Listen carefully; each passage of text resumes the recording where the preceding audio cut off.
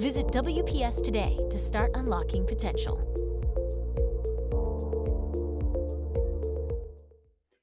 Welcome to the webinar, Introduction to the Tests of Dyslexia with Dr. Nancy Mather, Dr. Sherry Mee Bell, Dr. Steve McCallum, and Barbara Wendling. When we develop a new test, we bring an author's idea to life, answer a researcher's question, meet a clinician's need, and ideally change an individual's life for the better. I would like to talk a little bit and introduce our speakers. We have Dr. Nancy Mather, who is a professor emerita at the University of Arizona. Dr. Mather's career has focused on assessment and intervention for individuals with dyslexia and learning disabilities, and she has published numerous articles and books and conducts workshops on both assessment and instruction for students with dyslexia. Dr. Mather is also the co-author of several widely used standardized tests. Dr. Steve McCallum is a professor emeritus of school psychology at the University of Tennessee and a psychologist licensed by the Tennessee Health-Related Boards and credentialed by the National Association of School Psychologists. The author of numerous books, journal articles, and tests focused on assessments of cognition and the assessment intervention link. Dr. McCallum is an American Psychological Association Fellow and recipient of the APA Contributions to Practice Award for Career Contributions. Dr. Sherry Mee Bell is a professor of special education and director of literacy initiatives at the University of Tennessee. Dr. Bell is a practicing psychologist licensed by the Tennessee Health-Related Boards and nationally certified by the National Association of School Psychologists. She has authored over 70 scholarly articles and is co-author of publications on literacy assessment and instruction, learning disabilities, and dyslexia. Barbara Wendling is an author and consultant with 15 years of clinical experience as an educator and diagnostician in both general and special education. She has worked in educational and test publishing, conducting workshops nationwide, and is the co-author of several publications related to assessment and evidence-based instruction. Today's agenda includes the rationale for an overview of the TOD with Dr. Nancy Mather, introduction to the TOD rating scales with Dr. Bell, highlights of TOD development and psychometrics by Dr. Steve McCallum, and Dyslexia Interventions and Recommendations Guidebook by Barbara Wendling. So without further ado, I'm going to turn it over to our first presenter. Welcome, Dr. Nancy Mather. Thank you very much, Stephanie. I'm delighted to be here with you today. So I just want to start out and tell you just a little bit about how this happened. Several years ago, gosh, it's been about, I guess, maybe 7, 8 years ago at this point in time, but I was doing a dyslexia evaluation and I got done and I thought, why do we need to go to 3 or 4 different tests to do a comprehensive dyslexia assessment? You know, I found myself going to this test and this test and this test, and I just started thinking about it more. We've got different tests with different norm samples. Some of them go into adulthood, some don't, even having access to tests. So you need, again, quite a big library of tests. And our tests then give us different types of test scores as well. So Dr. John Willis, talked about, well, you'll have one test that calls a standard score from 90 to 109 or 110 is, average, and then you do another test and you find again that 85 to 115 is average. And so you've got a score of like 87, and one test it's low average and the other it's average. And, all this is a bit confusing. And, so I started thinking, I thought we need to have a test of dyslexia. We need to put it all in one battery. And so I thought about, well, this is not something I would dare or want to do by myself. And I thought back about in 2003, I read an article by Sherry Bell and Steve McCallum It was in the Journal of Learning Disabilities. It was called Toward a Research-Based Assessment of Dyslexia, using cognitive measures to identify reading disabilities. And they looked at phonological awareness, working memory, RAN, reading and spelling. And I just kept thinking of that article because at the time I thought, oh, this makes, such sense. And so then I thought, well, I think I'll call Steve and Sherry and see what they think. And then I thought, well, Barb Wendling and I've been working together forever. So I thought, well, I'll give Barb a call. And so then we were all pretty excited about getting together to work on the tests of dyslexia. So we spent a year or two just kind of brainstorming, what do we need in a test of dyslexia? So, we agreed essentially upon the definition of dyslexia, that it is a neurobiological disorder affecting the development of basic reading skills, spelling, and automaticity with sound symbol connections. It's often accompanied by specific linguistic risk factors that predict that the person's going to have trouble learning to read and spell. It is a lifelong condition, but effective interventions can reduce the impact, and many other abilities are often intact, and as we all know, can even be advanced. So thinking about what should be included in a comprehensive test for dyslexia, well, we thought there should be the linguistic risk factors, clearly reading skills, word reading and rate, spelling, vocabulary and reasoning. Ideally, the test too would be co-normed with parent, teacher, and self-rating scales. Ideally too, it would include some kind of resource in terms of recommendations for intervention.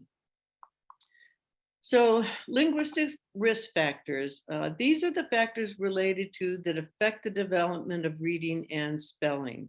They predict that the person is going to have trouble learning to read and spell. Some of them are more trainable than others, easier to train phonological awareness and working memory. And some of them we'd want to train, like phonological awareness, but some we wouldn't. We really wouldn't want to spend time trying to get someone to go faster on, rapid automatized naming tests. So with these linguistic risk factors, one of our main goals was to really go beyond phonological awareness. So in many states and organizations, handbooks, etc., it says that dyslexia is caused essentially by poor phonological awareness. And so there's a single deficit that you have to identify.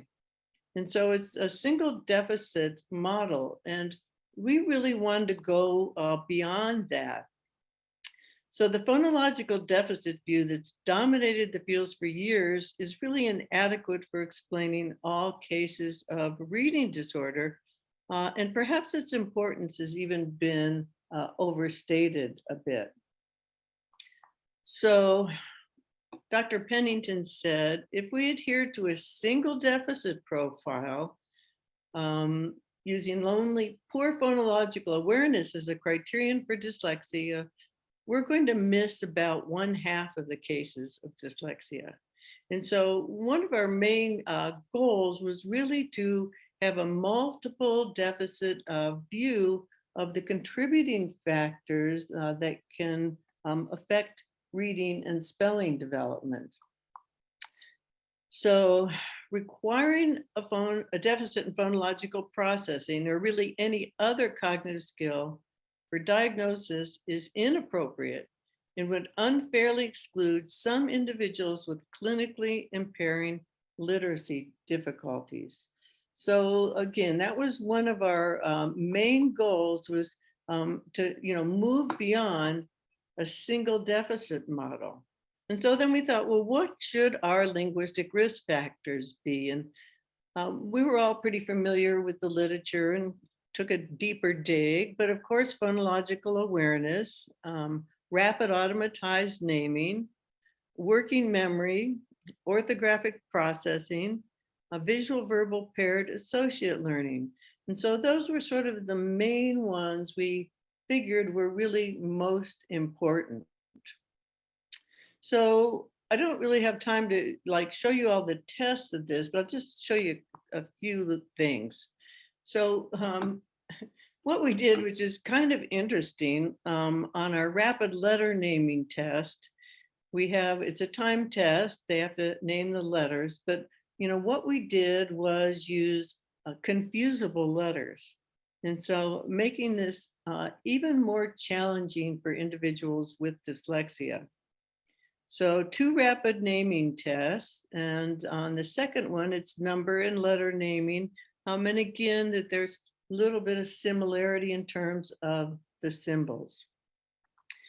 So on letter naming tasks, even adults with dyslexia have longer fixation times, more regressions than typical readers when the selected letters are confusing. And so we thought, again, this would make those RAND tests too sensitive to dyslexia in the adult population as well. The bumps on a B go toward the living room or the kitchen. So, we do see that individuals with dyslexia do continue to have some confusion about, direction of letters, etc.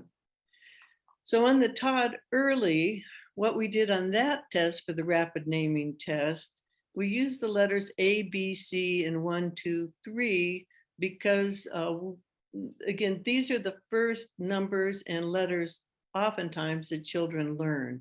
And so we were trying to take the rapid letter and number naming really down, as low as we could. So we also talked about, orthographic processing, and there's been more attention lately to orthographic processing and how orthographic processing contributes to dyslexia. So in a recent meta-analysis, Giorgio concluded that individuals with dyslexia have a deficit in orthographic knowledge that's as large as that of phonological awareness and RAND. And so we wanted to make sure we included measures of, orthographic processing. So we have the letter and word choice, where they have to, the examiner reads a letter or word, the examiner circles the correct letter of this correctly spelled word. Okay, and so, and then we have the word pattern choice test, where you have to circle the one below that looks most like an English word. So it's time for 2 minutes and you go through, and if we look at the top of there, we can see BEFF clearly looks more like a real English word. And so we often see again with individuals with dyslexia that they're not quick to recognize common spelling patterns, illegal letter strings, and things. So those 2 tests of orthographic processing. And then we also have additional measures of orthography with an irregular word spelling test, an irregular word reading test, and then a rapid irregular word reading test that's timed. And so there's, again, additional measures of orthography. Now, one of the novel tests we created, I'll just share a little bit with that, but we were interested in visual verbal paired associate learning. And so this is making the mappings between the print and the speech sounds critical for learning to read, operates at numerous levels, the process of learning letter sound correspondence, the learning of mappings at the level of single letters, letter groups, and whole words when acquiring a word recognition system. And so orthographic mapping is this process of making the connections between the phonemes and the graphemes. And so you take a word like cat, you analyze it into the phonemes, at, you map it to the graphemes, and then it's recognized as a whole word. And what we see with typically developing readers, once they've mapped a word and done this 1 to 4 times, they know the word is a sight word. But with our students or individuals with dyslexia, what we see is this mapping process is really slow. And so they can see a word 25, 30, 40 times, and still not recognize it as a sight word. You might, be working with a second grade student who's still sounding out the word it. And you just think, how many times do you have to see that word until it becomes consolidated as an instantly recognized sight word? So one of the novel tests we created is the symbol to sound test, and where you learn a symbol, then you learn the sound that goes to it. So I'm going to show you some symbols, tell you the sound each one makes. Each symbol stands for only one sound. This stands for a as in apple. What sound does it make? This stands for as in monkey. What sound does it make? Now we'll put these two sounds together to make a real word. So essentially we're simulating the learning to read process. These stand for two of the sounds you just learned. Okay, when we put these sounds together, they make the word am. And so this was just kind of a novel way to get at orthographic mapping. So we do know with dyslexia, the core impairment is in basic literacy skills, reading accuracy, reading fluency, and spelling. And so, of course, we needed measures of reading and spelling. So tests of accuracy and speed of word recognition, pseudo word reading are absolutely essential for understanding whether an individual is experiencing reading difficulties. And so we knew that it was very important to have both untimed measures of accuracy as well as timed measures of word reading. So we knew we needed phonics knowledge, both untimed and timed. We needed irregular word reading, both untimed and timed. We needed a measure of oral reading fluency, timed. For older students too, we really wanted a measure of comprehensive efficiency where they would have time passages reading, with questions. Then we knew again that spelling was important. We wanted to look at both spelling of regular words as well as exception or irregular words. Sorry, here are your dyslexic symptoms, or, how do you spell that? But we really see is, when we look at adults with dyslexia, the number one most prominent marker still is, difficulty with spelling. Brad's in third grade, and you sympathize with the teacher, but we know this really is not going to do Brad much good, please spell words correctly, like he's doing it on purpose, but the teacher's not sure how to help him, but she just says, go ahead and just spell words correctly. So we also had added measures of vocabulary and reasoning, and there were several reasons for this. Dyslexia has high comorbidity with developmental language disorder. So there's, 35 to 40% overlap between language disorders and dyslexia. We could also use vocabulary to look at the unexpected nature of dyslexia for the students who have high oral language but low reading.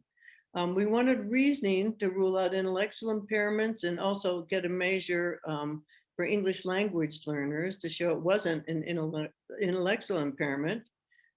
There are still many school districts using ability achievement discrepancies, so the vocabulary and reasoning composite could be used in that situation. And we also feel like the vocabulary and reasoning composite is really helpful for identifying twice exceptional students, because, in some situations, these kids have average reading, but their reading is so below their intelligence. She says, I'm not an underachiever, you're an over-expector. So when we put it all together, we have a screener that's 3 tests. We have the TOD-Early, the TOD-Comprehensive, the TOD rating scales, and then the interventions and recommendation book. So the TOD-Early, we've got the 3-test screener. This can be individually administered or group administered. And within that, there's a risk score that says, you better take a closer look at this student. And then we've got the TOD-Early, and Steve will talk to you a little bit more about the dyslexia diagnostic, index. And the TOD-Early was really designed for children with low literacy skills. And so it goes kindergarten to 2nd grade. There are 4 composites: sight word identification, phonics knowledge, basic reading skills, and early phonological awareness. So really trying to get at those, early reading skills. How do I write an LMNOP? So trying to pick up those kids early who are confused about, sounds and symbols. The TOD-Comprehensive is available for grades 1 and up. The test actually goes up to age 89, so it does go through adulthood. And so then there is a dyslexia diagnostic index, those first tests 2 through 9. And there's 23 tests total. Now, you would rarely probably give all 23 tests, but so depending on, your district's requirement, your circumstances, you'd kind of, the age of the person, you'd kind of pick and choose, which tests you want to administer, how many tests you need to administer, and how essentially in depth you need your assessment to be, how much, do you want to cover. So in terms of the composites on the TOD Comprehensive, we've got reading and spelling composites. So sight word acquisition, phonics knowledge, basic reading skills, decoding efficiency, time test, spelling, reading fluency, reading comprehensive efficiency, to time tests where you're having to understand what you're reading. Linguistic processing, these risk factors. We've got phonological awareness, rapid automatized naming, auditory working memory, orthographic processing, and then that symbol to sound test, which I showed you to measure visual verbal paired associate learning.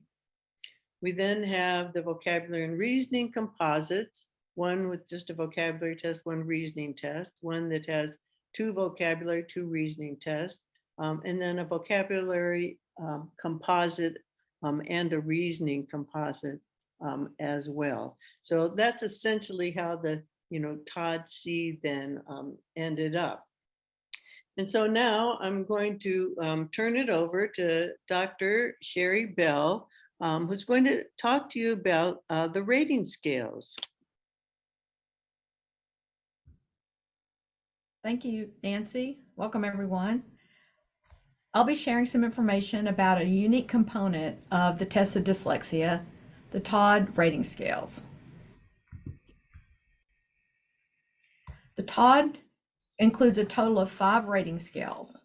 The TOD-Early has 2 forms, parent, caregiver, and teacher, whereas the TOD-Comprehensive has 3 forms, the self-rating, the parent caregiver form, and the teacher form. Though the scales are distinct, there is some overlap in the content across the scales, as might be expected. Dyslexia rating scales have the potential to contribute in important ways to screening and assessment of dyslexia. They provide relevant family and developmental history and can inform results obtained from direct assessments of linguistic, reading and spelling, and vocabulary and reasoning skills and abilities, as just described by Nancy. Rating scales can provide observational and descriptive information, developmental history, if there's a family history of reading difficulties, and the extent to which the examinee has had tutorial or remedial supports. The rating scales are designed to glean valuable information from knowledgeable informants that include examinees themselves via the self-report, and teachers and parents or caregivers. There's significant research, for example, to affirm the validity of teacher ratings.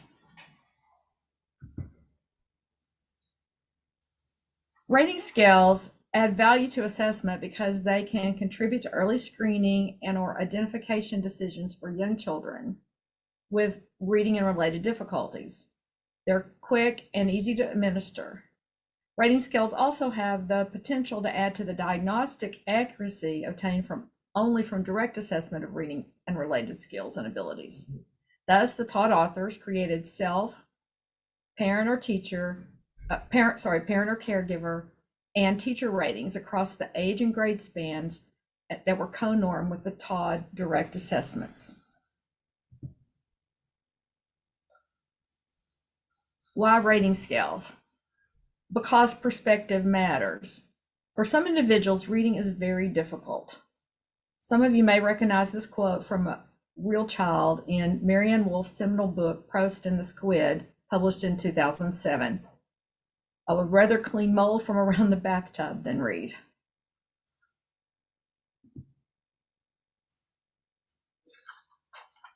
It can be helpful to know an individual's history and the amount of effort they put into reading and related tasks.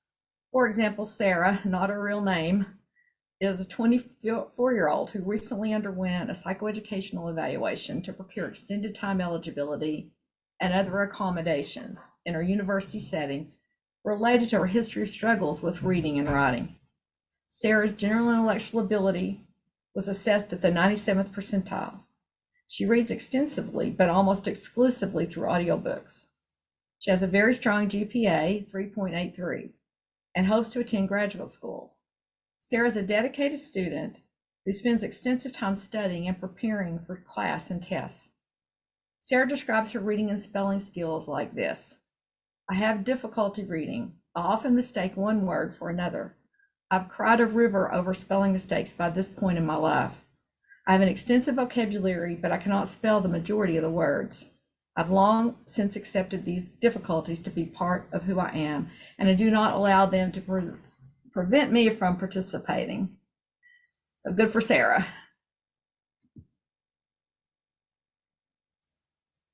As noted above, teacher ratings historically have been and tend to be valid sources of information. As far back as 1896, when describing a 14-year-old male named Percy F., Dr. Pringle Morton wrote of his teacher. The schoolmaster, who has taught him for some years, says that he would be the smartest lad in the school if the instruction were entirely oral. And last but not least, in the lineup of valuable informants are parents and caregivers.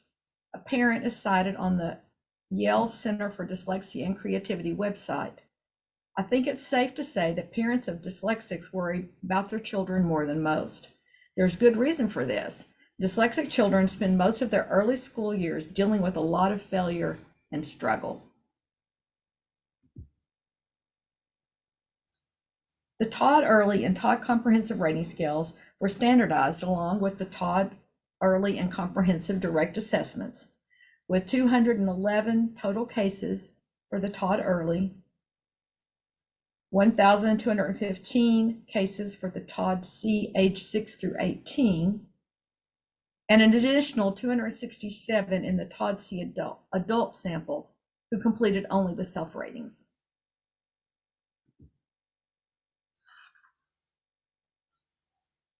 Each of the rating scales contains several yes or no questions related to family history, history of reading support, grade retention, previous diagnoses. They're followed by a number of items with responses ranging from strongly disagree to strongly agree. And of note, a higher score on the rating scales is more indicative of dyslexia. Items are designed to elicit relevant background history and content focusing on these topics: motivation for reading, general reasoning, verbal comprehension, orthographic processing, phonological awareness, rapid automatized naming, memory, basic reading skills, reading fluency, reading comprehension, and spelling.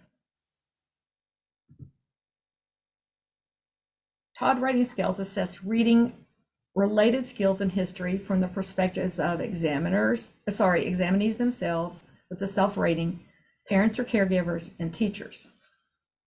The TOD-E rating scale provides perspectives of parents or caregivers and teachers.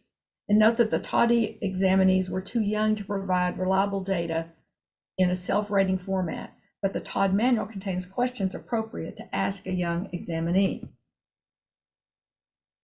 Some possible questions to ask a young child. Do you have a lot of books at home? Does anyone at home read books to you? Do you like listening to a book when someone reads to you? Do you like to look at the words in the book when someone reads to you? Do you know the names of the letters in the alphabet? Do you know the sounds the letters make? Can you say the whole alphabet? Can you write the letters of the alphabet? Do you like to go to the library?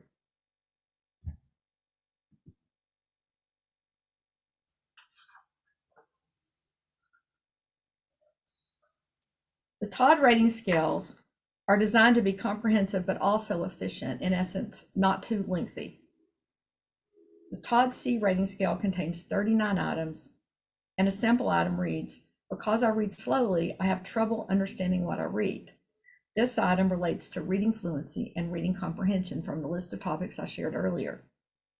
The TOD-C teacher rating scale contains 34 items. A sample item reads, "Can blend separate sounds to make a word." For example, at equals mat. This item relates to phonological awareness and basic reading skills. The TOD-C parent caregiver rating scale contains 34 items. A sample item reads, "Gets confused by little words that look alike." For example, was and saw, or who and how. This item relates to orthographic processing. The TOD-E teacher rating scale contains 32 items. A sample item reads, "Can write most letters in a few simple words." For example, A, B, C, I, C. This item relates to spelling. And the TOD-E parent caregiver rating scale contains 37 items. And a sample item reads, "Has trouble saying the alphabet in order." And this item relates to memory.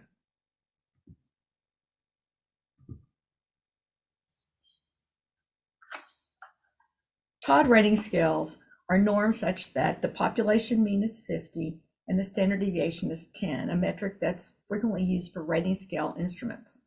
The initial step of creating rating scale T-scores involved evaluating mean differences by age and grade. Notably, no significant differences were found, so a single raw T-score lookup table can be used for each rating scale sample.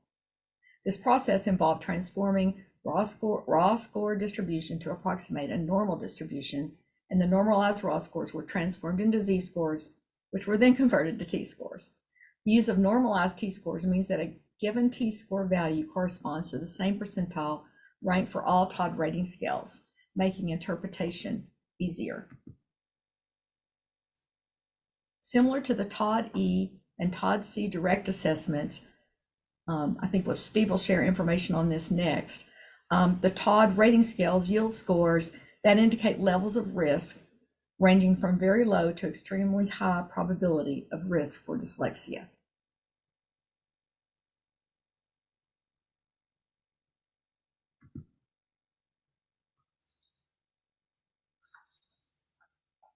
How much confidence can one have in the TOD rating scale scores? In general, a good bit. Internal consistency ranges for the rating scales are all above 0.9. TOD-C self 0.91 to 0.95, the parent caregiver 0.93 to 0.96, and teacher rating 0.95 to 0.97. According to Salvian, Yesseldike, and Bolt from 2013, tests that yield reliability index of 0.9 and higher can be used for important decisions, such as special education eligibility. TOD-C rating data are impressive, as shown in this classification accuracy table. Results depict how well the rating scales predict membership into a group, to a dyslexia or reading disability group, versus a non-reading disability group. But these results are more clearly summarized on the following slide. We created a matched sample of individuals with reading disability, the dyslexic group, and a matched control sample and predicted group membership from the TOD-C rating scales with promising results. Each of the TOD-C rating scales provides statistically significant improvement over chance in detecting reading disability status. All three rating scales provide impressive correct diagnostic decisions, 77%, 82%, and 83% for the parent, caregiver, teacher, and self-rating scales, respectively. So the TOD-C rating scales are credible predictors of students who have a learning disability in reading, and consequently those most likely to have dyslexia. As with any other assessments, important to be aware of uses and limitations. The TOD rating scales can be used as standalone screeners as an indicator of the need for further testing or monitoring. And in conjunction with the TOD-Screener, the 3 group administered tests to improve prediction of risk, in conjunction with the TOD-Early and TOD-Comprehensive to improve diagnostic accuracy, and in conjunction with other dyslexia reading screeners to improve prediction of risk. Limitations include the need for further validation in clinical practice. The TOD rating scales can be described as user-friendly. They're quick and easy to administer. The TOD-E and TOD-C parent caregiver ratings are available in both English and Spanish. The rating scales are electronically administered and scored with an option to hand administer and electronically score. And the raw scores are transformed to z-scores. To conclude the section on the TOD rating scales, I'll reiterate that perspective matters. Agatha Christie, renowned British mystery writer, once noted, "I myself was always recognized as the slow one in the family. It was quite true, and I knew it and accepted it. Writing and spelling were always terribly difficult for me. My letters were without originality. I was an extraordinarily bad speller and have remained so until this day." And the inimitable Winston Churchill shared, "I was on the whole considerably discouraged by my school days. It is not pleasant to feel oneself so completely outclassed and left behind at the very beginning of the race." And it's now my pleasure to introduce Steve McCallum, who will discuss the psychometric properties of the TOD.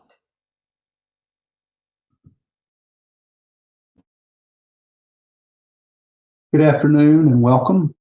So this segment covers some of the highlights for the development of the test and includes information about the psychometric properties. So you've probably all seen this, 3 kinds of lies, damn lies, and statistics. My conviction is that statistics, the numbers don't lie, but statisticians and others who use statistics don't provide enough context to understand well the numbers that are presented. For example, if you have the numbers 1, 2, 3, 4, and 40, and you add those and then get an average, you get an average of 10. That 10 really doesn't represent that distribution, does it? But if you knew that the whole distribution contained only extreme scores, that 10 would be more understanding and more meaningful. And our goal as authors is to make sure that we provide the context that is needed so you understand the statistics. So what are the steps that the authors went through in order to develop the TOD? And so I've listed a baker's dozen. These are fairly commonly understood in the test development world as being sort of the typical steps. The first 2 are probably the most significant because those are the steps that require authors to describe the constructs of interest and provide the information needed to build a test blueprint. More about the test blueprint in a minute. And then step number 2, the purpose of the test, the target population, the types of items needed, how the scores can be used, and so on. And so those 2 steps sort of define the progress through steps 3 through 12. I want to mention that number 13 is important because the validation process never ends. And so we know that some of you will be interested in the TOD and hopefully will conduct research along the way and then share your results with us. So this is the test blueprint that I mentioned. And these composites along the leftmost column there are the ones, the constructs that the TOD authors felt were most important. And Nancy's already mentioned most of those in her presentation. And then in the gray area are the names of all the tests. And in the topmost row, you can see the names of the various batteries, the TOD-Screener, the TOD-Early, and the TOD-Comprehensive. So what are the numbers like? The population mean for all the direct assessment pieces show a population mean of 100 and a standardization of 15. And that includes all the tests and all the composites and all the index scores. The rating scales use a population mean set to 50 and a standard deviation to 10. So just be aware that those scores are going to be a little different. And just an important point, high scores are good for the direct assessment piece. High scores are bad for the rating scales, and that's kind of the convention that is typically used. So the dyslexia risk index. So perhaps the most important scores that TOD yields are the index scores because they're the scores that provide information to examiners and to users about the risk probability of having dyslexia. So the DRI, the Dyslexia Risk Index from the TOD-Screener, includes information such as this that tells the examiner what it means to be at risk. In other words, what scores are considered to be at risk. And so if you have a score of 89 and below, you probably want to do more assessment. If you have scores within that average range, the possible risk category, particularly at the lower end of that, you may want to do more assessment, but you might want to get additional information such as from the rating scales and permanent products to make that decision. So the Dyslexia Diagnostic Index is similar to an IQ score. That's the way I think about it. It's a single score that provides prediction of the probability that a dyslexia diagnosis is reasonable. It consists of two additional indexes. You might want to call them sub-indexes, the reading and spelling index and the linguistic processing index. A little more information about the tests that comprise those two indexes. There are 8 of those, and then 4 for the reading and spelling index, 4 for the linguistic processing index, and then all 8 comprise the diagnostic index. So the 4 that comprise a reading and spelling index are more direct assessments of academic skills presumed to be effective. The 4 linguistic processing index tests are those that are presumed to underlie dyslexia, and Nancy talked about that earlier. Phonological manipulation, sometimes referred to as auditory processing, word memory, having to do with working memory, and so on. So the DDI allows examiners to make sense of the scores by using this table. So you take your score, move it to this table, and you get a characterization of the extent to which there's a very low probability versus extremely high probability of the diagnosis of dyslexia being appropriate. So we wanted to cover the bases, and that's what this slide illustrates. We wanted to cover not only the academic areas that are most affected by dyslexia, but also the cognitive linguistic processing pieces that underlie it. So the numbers for the standardization sample, I won't read all that, but you can see we have a really large standardization sample. And this slide shows the numbers that are embedded in the various values. And so when you have more time, you want to take a look at those. So another table showing the representation of the standardization sample. In other words, what percentages are embedded in the sample that correspond to various categories in the U.S. Census data. And so we tried to do our due diligence to make sure we had adequate representation of the population. So authors are always asked, what populations did you include in your validity studies and clinical studies for individuals who might be affected by having dyslexia or whatever the particular construct is that's under investigation? And so we know that this is important because we also know about the morbidity data, for example, ADHD and dyslexia are highly comorbid. And so we have data in the manual showing those kinds of comparisons.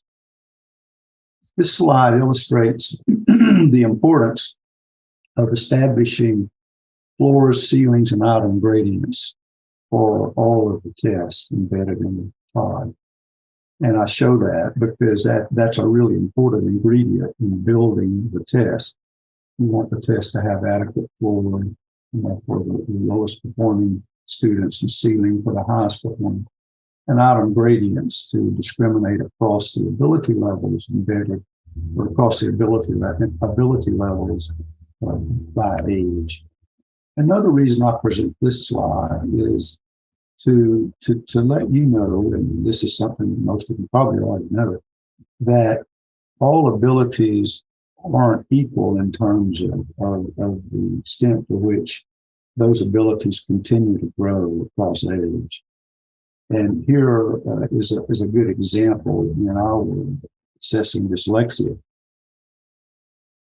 If you're assessing a middle school examinee, you might expect the phonological awareness test to top out at that level, the middle school students, middle school examinees.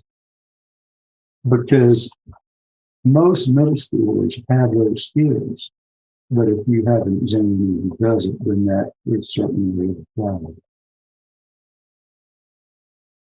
So the slide illustrates the point that I made. We wanted to make sure that we have an adequate order, which is an important consideration. So we're going to talk now about the psychometric properties, and we'll start with reliability. So we're going to talk a bit about reliability and then validity and then the relationship between the two. Reliability is defined as an estimate of systematic test variance, and most of you know that already. Also defines error, 1 minus reliability, which is error. And reliability estimates give us information that we need to create confidence ranges. So reliability is a critical component, but it's not the only component that's important. And so we want reliability to help us understand the quality of the test. The quality also is dependent on not only reliability, but validity. And this is a slide that is meaningful to me because it illustrates the relationship between reliability and validity. Validity has to do with whether or not a test measures what it says it will do. And so this target on the right shows the test, the battery test that is both reliable and valid. If you imagine that these targets contain all the information that's relevant for making a diagnosis of dyslexia, in other words, a content population, the little bullseye represents the characteristics that are the most essential, outside of the essence of the construct, in this case, dyslexia. So you want a test that not only measures those aspects, and you can imagine each one of those little black circles as being a test score embedded on the battery. You want the battery to provide measurement of those particular pieces, subconstructs, that are the most critical. And you want the battery to do that consistently.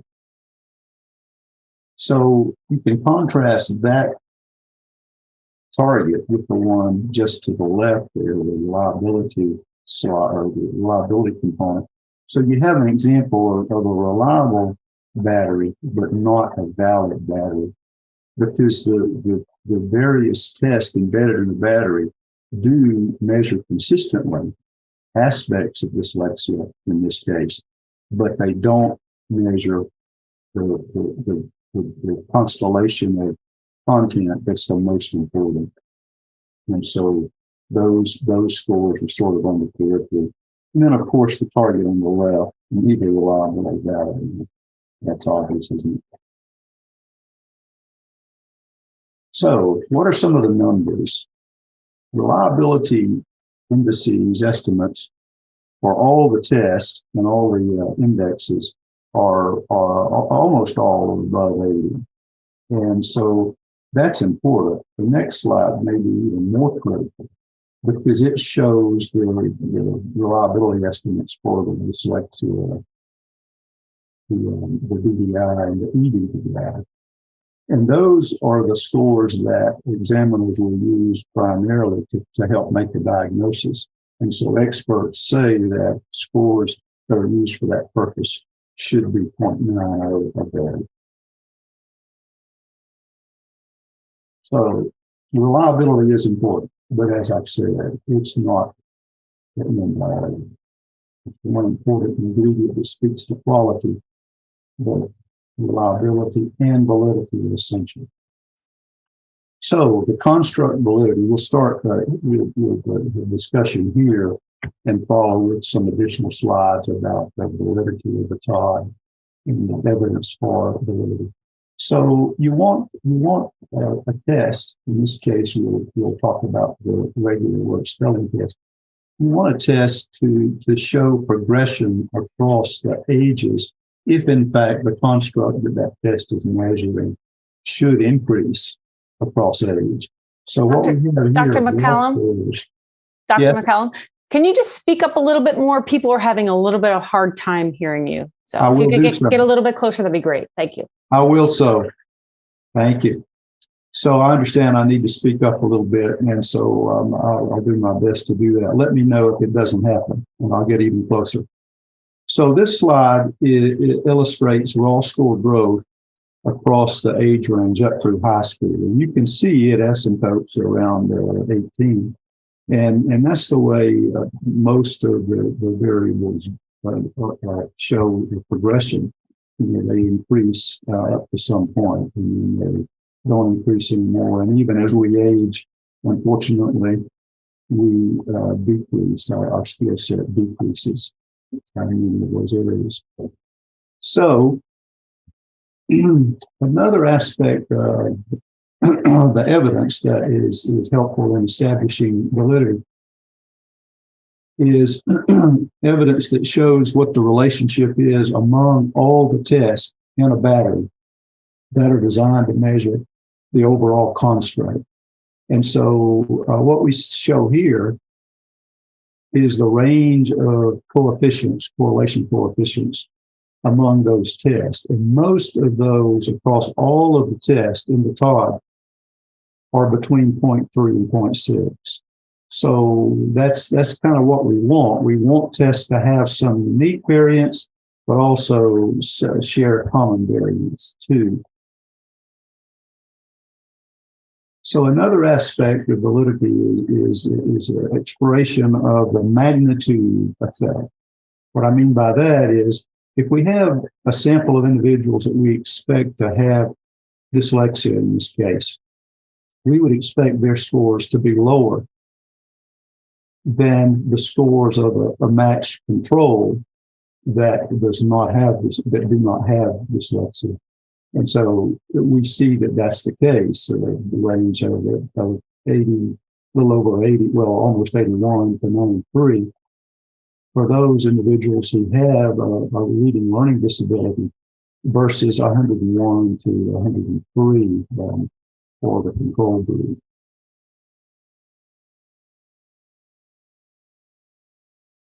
Oops. One slide, please. So this is evidence for construct validity and confirmatory factor analysis. And maybe the most important scores are those in that first gray column at the bottom, the dyslexia diagnostic index scores. Those are factor loadings. And we know from experts in the field that factor loadings should be at 0.4 or better, some say 0.35. But what we see here are healthy loadings on the DDI for all of those 8 subtests or tests, rather. And that means that you can have evidence in the DDI as a measure of that overall construct. On the right, there are 2 right more columns, the Linguistic Processing Index and the Reading and Spelling Index. What we see there are healthy loadings for those 2 indexes. And as you know, those 2 indexes make up the DDI. And in some cases, it's probably helpful to look at those indexes separately. An example might be if you have an individual who's having difficulty in the reading and spelling world and have low scores on those 4 subtests, but not low scores on the linguistic processing index, it might mean that that individual has a good capacity, but hasn't had good instruction. So another kind of concurrent validity is the extent to which different individuals provide estimates that are similar for the same individual. And so what we have here are correlation coefficients between the teacher or the self and the parent caregiver rating scales. And we see that those correlation coefficients are significant and reasonably high. Again, what you would expect, you would want agreement across individuals. Another aspect of validity has to do with the extent to which the test in question, the target test, this case the TOD obviously, is related to measures from other tests that have already been developed that measure similar constructs. And so in the TOD manual, we have lots of data that show what those comparisons are, and the data are supportive of the validity of the TOD. So this is the slide that shows what you would expect with the logistic regression, and it has to do with prediction. So I remember one of the results from one of the studies. So we had 2 groups. That's what we need for logistic regression. One group has a learning disability in basic reading, and the other group is a matched sample. And so if we use a cut score of 80 for the TOD DDI, this is the TOD CDI. If we use a cut score of 80, we get just coincidentally a true positive prediction of 80% correct. That's 80% of those individuals who had dyslexia were actually identified as having it. And we have a true negative prediction of even higher. It's like 0.98. And so almost all of those that were negative were predicted to be negative. And so that goes to the predictive validity of the instrument. So this is the last slide, and it depicts one of my favorite cartoon characters. This is Calvin from Calvin and Hobbes. Calvin is a self-proclaimed big picture person. And so I'm guessing that all of you are also big picture people too, but you're also nuts and bolts people because you're interested in the elements that we've described today in this webinar. And so that's the case, or you wouldn't be with us. And we appreciate you attending. So I want to introduce Barb Wendling, and Barb is going to talk about really where the rubber meets the road And that's what the interventions and recommendations guide do, how that resource can help.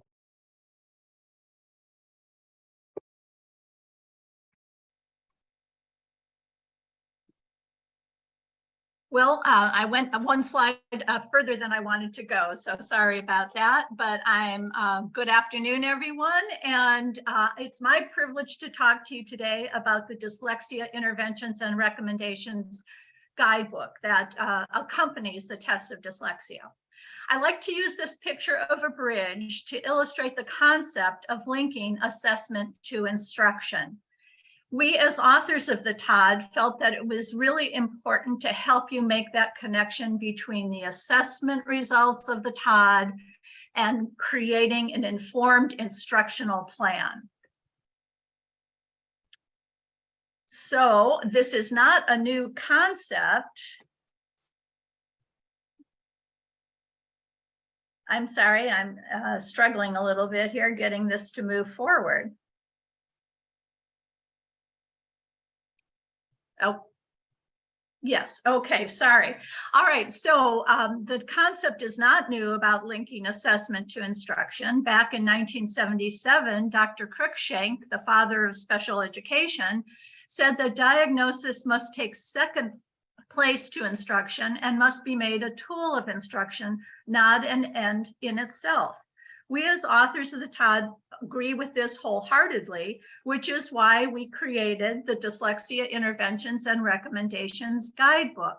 This guidebook has 11 sections. You see the first 5 listed here. Section 1 is structured literacy, which is an evidence-based instructional method. I'll talk more about that in a moment.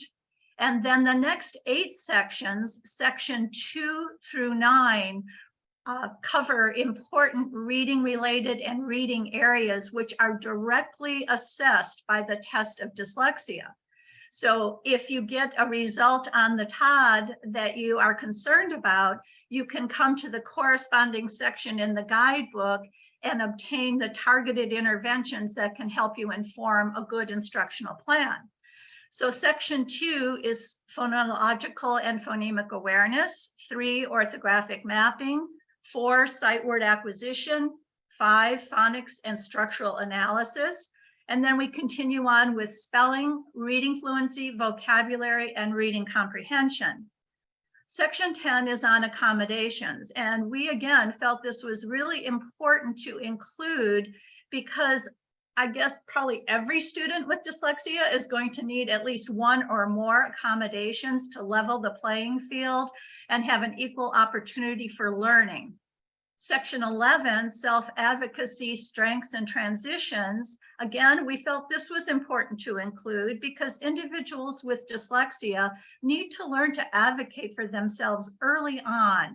And we will help them understand what dyslexia is, how it impacts their performance, what are their strengths and how to capitalize on those. And then also planning for any transitions. For example, going from one level of schooling to another, or from school to college, or then from school to the world of work. Then we give you this amazing bonus, that's the appendix, teaching students with dyslexia. And I will talk about that a little bit more in a minute too. Of course, we include a glossary of terms for you as well. The organization of each section is essentially the same. We introduce the skill or the content area that's being covered in that section and the basic words that we're going to be using to define the terms. And so everyone's on the same page after they go through the introduction. Then we provide some guidance on selecting recommendations and interventions. And generally we include a expected skill development sequence. So you can sort of see where your individual may be falling in the skill development sequence. We list the TOD tests that are most closely related to that skill area, as well as related sections. As you know, reading is a complex compilation of skills and abilities. And oftentimes we have to consider more than one area when we're creating our instructional plan. Of course, we provide a number of interventions in each of these sections in the guidebook, ranging again from beginning skill levels to more advanced skill levels. And then we list the references for that area. And for those of you that wish to do a deep dive, so to speak, into the research that supports these interventions, you will have access to those references at your fingertips. All right, so section 1, structured literacy. As I said, this is an instructional method. It explicitly teaches systematic word identification and decoding skills. And yes, this type of approach could really help any student, but it is critical. It is essential for students that have a learning disability, especially dyslexia. So we want the instruction to be systematic and cumulative. We want it to be explicit, and we want it to be diagnostic. Structured literacy generally provides instruction in these areas of literacy: phonology, sound symbol correspondence, syllables, morphology, syntax, and semantics. Well, what do we mean by explicit instruction? It means we're not going to leave anything to chance. That's what it means. And I like to use this 3-step model to sort of illustrate what we mean by explicit instruction. The model, the I do. This is where the teacher is doing the work. The teacher is demonstrating the task while accompanying it with a think aloud. So the learner is not only seeing how to do the task, but they are also hearing the thought processes involved in implementing that task. Once that is done, we go to guided practice, the we do phase. Unfortunately, this phase is often missing in a classroom situation. And this is where the student is going to practice the task and have close teacher supervision. So if the student begins to go off the rails just a little bit or makes an error, the teacher can provide immediate corrective feedback. We want them to be practicing the right thing, not the wrong thing. Then, once we're sure that the student understands the task, we move to the independent practice, the you do phase. This is where the student works independently and practicing the task to reinforce the learning. Going to section 3, orthographic mapping. I know Nancy covered the beginning level of this, so I don't need to talk too much about that, but I want to make sure you understand that what you see on the screen is an exact intervention that you'll find in the guidebook. So you'll see the phoneme grapheme mapping example of an intervention. The text gives you enough information that you can implement this intervention, and we provide a progression from easy to more advanced skill. Now, some of our interventions, we include like a visual graphic to help you understand the concept. And in this example, this is a little more advanced level of sort of demonstrating the rules for orthographic mapping. And look at the first word, chase. And we start with the same thing of how many sounds do you hear? Ch, a, ts. So 3 sound boxes in the graph paper are used. And the CH is a consonant digraph, so it makes a unique sound. Those 2 letters together make a unique sound, but it's just that one sound. So we put it in the 1 sound box, and then we draw a square around the C and the H to reinforce the concept that these 2 letters have to be there together to make the ch sound. Then the A is represented, and then the S. And you can see there's a little E after that. That's that silent E. It doesn't make a sound, but it's an important element in the print world. And remember, we're trying to make connections between sounds and print. So we have the arrow pointing back to the A, which helps remind us that that E is making the A make a long vowel sound. Blends are treated a little differently. If you look at stamp, in a blend, each letter retains its own sound. So in stamp, you hear st, and we write them in a separate sound box, but we circle them because, again, we're trying to show that the 2 letters are working together. The X in fox is placed between 2 sound boxes because actually it's 1 letter, but it makes 2 sounds. It sounds like a k and a s. So we want to reinforce that concept.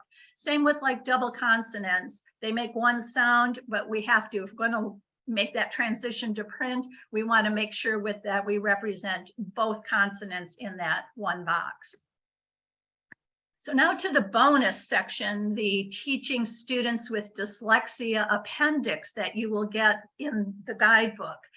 It's designed to be a handout that you will share with all the teachers that are involved in instruction of the student or the individual that you are assessing.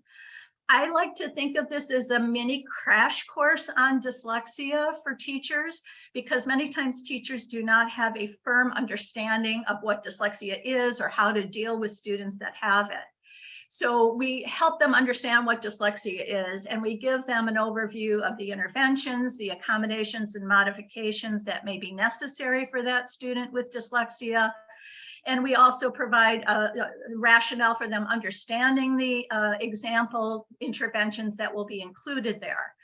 This appendix is reproducible, so you can focus on either one or more sections that apply to the individual that you've assessed, or you can copy the entire appendix and provide that to the teacher or teachers involved. So here we have this intervention guidebook, and it's a companion resource to the tests of dyslexia. Really at your fingertips, you really have a whole lot of information here. You have the test of dyslexia, the screener, the early version, the comprehensive version. You have the rating scales, and you have this amazing guidebook of interventions and recommendations that includes these 11 sections and that appendix that I had mentioned. So in summary, we want you to use the Dyslexia Intervention and Recommendations Guide to help you link your assessment results to instruction. Our goal is to help you cross that bridge, that picture I used of a bridge, to go from assessment. The guidebook can be like the bridge, and then you link it to an informed instructional plan. The guidebook is included with each TOD test kit, and it is going to be available separately as well. It is available in a paper version as well as a digital version. We want you to know the score, but we want you to get so much more from your testing that you do with the test of dyslexia. That's a lot of time you spend one-on-one with an individual doing an assessment. You might as well be able to identify the things that will help target interventions that will lead to an informed instructional plan. So yes, know the score, but get so much more. Now, in just a moment, we'll have our live question and answer session. So I am going to turn this over to Stephanie, and she will go over some details and then moderate the question and answers for us. Take it away, Stephanie. Well, thank you, Barbara. I appreciate it. And thank you very much for all of the authors for your presentations. I'm just like Barbara said, I'm going to go over a few additional pieces of information, and then we will get right to the Q&A. Now, if you don't mind, we might stay a little bit longer than we originally wanted to, but if you hold on, we can answer as many questions as possible. We did have close to 200 questions in the Q&A, and we had a bunch submitted prior to the webinar, so we will get to as much as we can. All right, so the tests of dyslexia, if you are interested, I know we have put some links in the chat to a video that tells you a lot about how you can purchase it and also about the components of the test. Obviously, you can also review this webinar when the recording comes out. You can get 10% off when you pre-order. So if you want to pre-order, you can join our mailing list and watch those videos that are on the mailing list page. We also offer TOD, we are also going to be offering TOD training courses and continuing education opportunities for tests of dyslexia with the authors themselves, and they will be much more in depth. Keep an eye out for any updates in your inbox, and be sure to forward the information to professionals who may be interested in this opportunity as well. You can sign up for updates on the TOD mailing list. I just wanted to take a minute to also introduce Ann Rogers, who is our business development manager focusing on large healthcare and other non-school accounts. And obviously, I am Stephanie Roberts, and I focus on general education counselors, rating specialists, special education teachers, etc. This is our regional map for our assessment consultants. They are professionals with a broad range of knowledge and expertise, offering valuable support and guidance to you, school districts and other large institutions when they're making purchasing decisions and have questions about assessments. Please contact your assessment consultant at consult@wpspublish.com to discuss product training options and receive assistance with requesting sample materials, etc. A lot of people have asked if we have any sample materials available right now. We do not. Because we are still in the process of getting things printed. So finalized and printed. But we are doing pre-order, so you can pre-order the assessment with a 10% discount, but we don't have those sample materials yet. I just want to point out some resources that we have available. Our WPS online evaluation system is where you're going to be accessing that free scoring for the tests of dyslexia. It's also where you're going to administer the rating scales and view the intervention book if you get it online, or administer the TOD-Screener if you get the online version. We also have our video resources, our content hub, YouTube channel, and telepractice page. Please take a look at those. For all other inquiries than the ones I just listed, such as customer service, quote requests, or technical support, rights and permissions, you can go to our website and fill out a contact us by email form. One second, I do want to tell you one other thing. I did want to recognize that Dr. Nancy Mather will be awarded the Samuel Torrey Orton Award, which will take place at their International Dyslexia Association's 2023 Annual Reading, Literacy, and Learning Conference.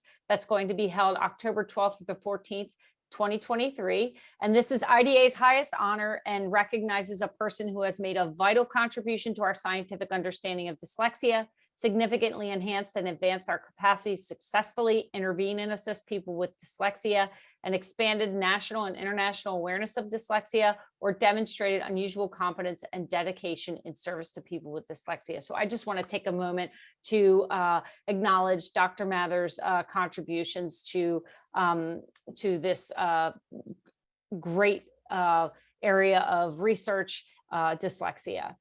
So if we could now go ahead and move to the frequently asked questions, or the question and answer session. I'm going to do a round robin question and answer with all of the authors. I will wait until everybody is able to get on board here, and then I'll start asking those questions. Okay. Stephanie? Yes. I just like to say one thing. Okay. Just thank you very much for that. That was very kind. But, I also want to mention what a joy it has been working for WPS for all of us. We've, it's just been a wonderful experience. We found a perfect publisher for the TOD. And so we really appreciate all your support. It's been fabulous. Well, it's been a pleasure working with all of you. You're a great group. So thank you. All right. So here we go. Well, let's see. I have a question for Dr. Mather. I'll start with you. Will the test be utilized in conjunction with other assessments when evaluating or diagnosing a child, or is it designed to eliminate the need of other tests besides cognitive testing? So that's sort of a depends kind of question, really. I mean, lots of times it'll answer all your questions, but, as we all know, when we do an assessment, we start seeing something else, we figure, oh, we better dig, all of a sudden you realize, I think I better look at math more. I think this is more than just dyslexia. I think there's a math disability here too, and so then you go off on another. And so it's designed to be a very comprehensive measure of dyslexia, but as with any testing, there's times you want to confirm something because you think, I don't think he was trying hard enough on that. I'd like to give another measure of RAN from another test, or, and so this confirmation lots of times will go to, other tests, or you start seeing, I need to dig more deeply into something else. Great. So I'm going to give a follow-up question to Dr. McCallum. Will the results of this assessment help me feel confident in telling parents or teachers that a particular student has dyslexia, or just symptoms consistent with dyslexia? Yeah, the manual will have significant information about that question and how to deal with it. So each of the index scores leads to a table. In other words, you can take the scores that are obtained from the indexes and go to a table. And those tables from the screener for the EDDI, the DDI, those tables have different categories of risk and probability associated with them. So you take the score and you enter a particular category and you get a description of how confident you can be that this individual has dyslexia or what the risk is. Okay, great. So Barbara, I'd love to move to you now, if you would be so kind as to tell us, can the screener be administered by a classroom teacher or aide? We've had a lot of questions around who can utilize the TOD, and I would love for you to expand on that. The screener, I think, is ideal for use by a classroom teacher. I don't know if we mentioned that it's group administered, that you can administer it to a group, and it's available in the paper pencil version or the digital online version. So yes, it can be administered by a classroom teacher or an aide, possibly, depending on the aide, I guess I would say also. So yes. Okay. And I know that a lot of other individuals have asked, can a special educator give the TOD? Can a school psychologist give the TOD? Can an OT give the TOD? Can an SLP? And the answer for me for that is, you definitely want to, as an individual, look at your own training and background and make sure you have what you need as a professional to give the assessment. Obviously, training and assessment is important. Now, Sherry, Dr. Bell, I would love to move to you. So does this, does it differentiate, wait a minute, hold on. How can we differentiate? This is kind of a trick question. How can we differentiate between a learning disability and dyslexia? Oh, how much time do we have? So, well, dyslexia is a learning disability, and I think that that's kind of something that's a great source of confusion. It actually is the learning disability that we understand the best, and it's the most common type of learning disability. However, states use different criteria, and some states don't use the term dyslexia. The National Association of School Psychologists, until the last few years, kind of advised against using it. You can find that in a paper that was published by NASC. But dyslexia is a type of learning disability, and depending on your state criteria, the TOD is designed to be able to be flexible enough to identify characteristics using, for example, in the TOD-C, the Dyslexia Diagnostic Index.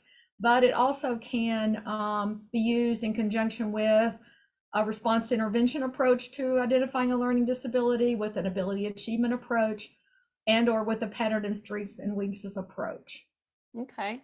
And so I just also want to bring people's attention to that Dear Colleague letter. We've mentioned that multiple times in our webinars, the 2015 Dear Colleague letter. If people, because I had a couple questions come up, well, do we need a medical doctor to diagnose dyslexia? And these are people that are talking about school practice. So I just want to refer people to that Dear Colleague letter. I know it's been posted in the chat a few times and in the Q&A. So take a look at that letter. It's going to tell you exactly what you need to know about what can happen in schools. And that is, you can mention dyslexia, you can document it in IEPs. That is something you can do.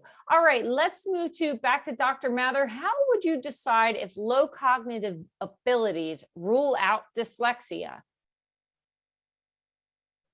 Well, first of all, I would say that people with low cognitive abilities can have dyslexia. So dyslexia is a neurobiological disorder that doesn't discriminate based on intelligence. So we can have gifted people with dyslexia, we can have low intelligence people with dyslexia. Now, it may not in that case be the most pressing concern. There may be, self-help, other things besides reading that aren't, language, other things. But you can have low cognitive ability and dyslexia. So then the next thing is, what is the treatment plan? I mean, so what's most important? But anyone of any level of intelligence can have dyslexia. It just may not rise to the place of being the first thing you address is the reading. Right, right. Okay, because if there are a lot of adaptive skills that need to be addressed first, that's going to be addressed. Okay, Barbara, have the TOD interventions been researched? And if so, what are the data evidencing about efficacy? I think I mentioned that there are references in each section that will highlight the research that supports the interventions. We did not make these interventions up. These are not original. These are research-based interventions.